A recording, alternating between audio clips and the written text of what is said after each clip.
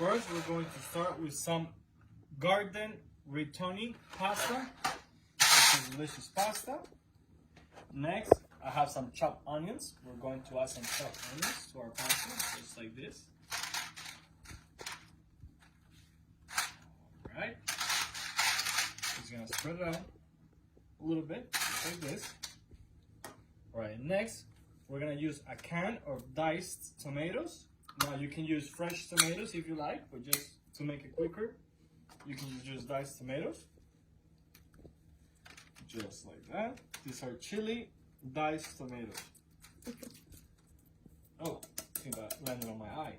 Got it. Now we're gonna spread it out just like this. There you go. Yum. Next, we're going to use some cream of milk. Just open it up just like that. We're gonna pour it on top of our pasta, just like so. Never seen that before. Oh, this is absolutely delicious. It makes the pasta super creamy and it tastes so good. Now with our spatula, we're just gonna get the leftover, just like so. All right, we're gonna mix it up. Just give it a nice mix. This pasta recipe is very easy, very delicious. The whole family is going to love it. You just mix it all up until it turns pink. You want to make sure everything, you see here's like red still. Yeah. You want to mix the milk with the diced tomatoes and just get like a pink, creamy consistency. Smells good with the onions and Yeah, the it smells tomatoes. delicious. All right. All right. Next, we're going to use some buttermilk chicken ranch seasoning. Oh my gosh. We're gonna use a whole bag, just like that. Just gonna put it all in there. It's a ranch seasoning. It's for chicken, but we're gonna put it in our pasta just to give it a little chicken taste. Now we're gonna mix it all up,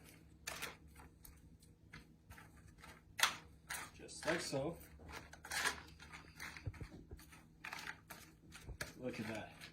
You smell that? I do. It smells so good. It already smells delicious, and it's not even cooked. Everything is raw. That ranch stuff is good on like literally everything. Yes, yes. I put that on everything. Put it on my sandwiches, on my soup, everywhere. Look at that. You see that consistency right there? Look at that. You see it? Creamy. It's nice and creamy. You really want to mix it all up. All right. Next, we're going to grab some garlic. Oh. Let's open this up. We're gonna put about, Oh. That's good. It's never too much, A nice amount. Yeah, a nice amount of garlic, and just give it a final mix, just like that. Yeah, you gotta put garlic on everything. It's good for you. It's good for your pores. You breathe better. Vampires won't come and attack you. This is just delicious. All right.